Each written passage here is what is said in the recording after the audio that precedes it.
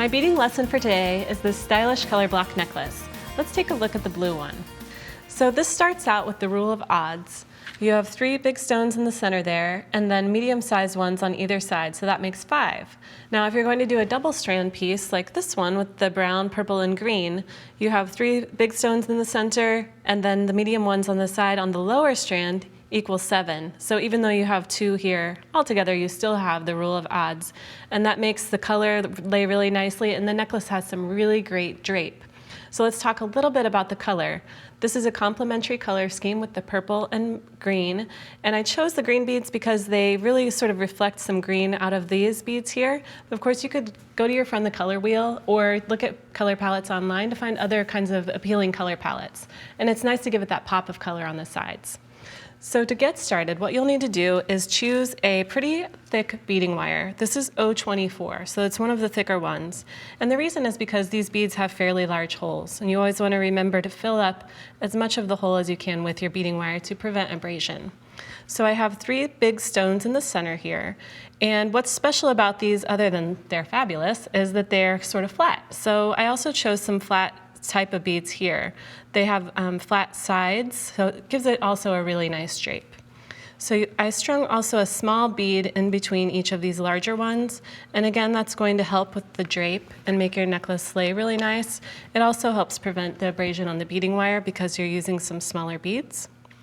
But then I have a larger bead here to create an accent on the sides, and I'm using a beading board because you can see the channels help the beads to lay in place as you're working, and you can sort of arrange them and maybe make a different count with these beads on the side to make sure that your ends come up to being even. And that again is so that when you wear it, both pieces are positioned at the front of the neck. Now on this piece, you can see I already did my turquoise beads here, and these are 10 millimeters, so they're pretty big, but they work really well with these sizable ones in the center. These nestle down into the top of this hematite colored bead too. So that also, again, is helping with the fit and the color blocking. So now we are ready to attach our chain to the end here. And I have a crimp bead, and the reason I chose a bead instead of a tube was just so that it would fit inside of a crimp cover, which I'll show you in a sec. And I cut a piece of chain here to fit onto the end, and I'll attach that to the clasp. Because this is such a chunky necklace, it's going to lay really nice and flat at the back of the neck. So we'll just adjust this and do our crimping here. And then we're going to use just the regular size crimping tool. So crimping is that 3-step process. You'll use the outer jaws of the pliers, and then the inner jaws, and then we'll go back to the outer. So we'll make it oval, and then we'll just squeeze it in those inner jaws to put a little dent in it. And it's really important that your wires are extending parallel from the crimp. So you can see they're not crossed inside, because if they are crossed inside, that can make your crimp break and cause some problems. Then you're going to use the outer jaws of your pliers to just fold that over and make it a little bit rounder. Now, you could leave it just like this and tuck this little bit of extra wire in the end or trim it away, but I like to cover it with a crimp cover.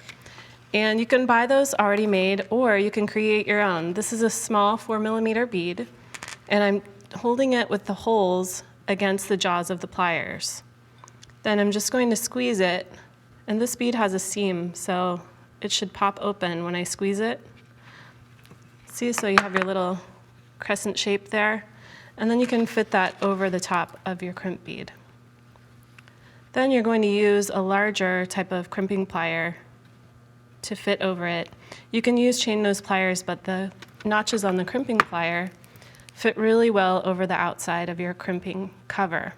So here you can see my crimp is nestled down in there. I'm just going to squeeze that gently, and then you can come back and make it round using your outer jaws on the pliers.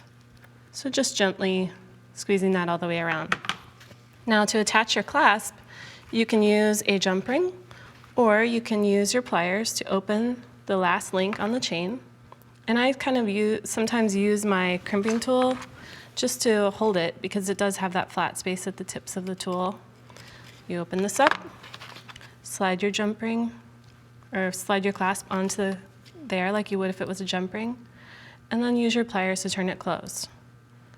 And then you have a nice secure closure at the back of the necklace. And you would repeat that same technique to attach the other strand to this same chain so that you can take a look at the back of this necklace. And that's how I finished the back of this one.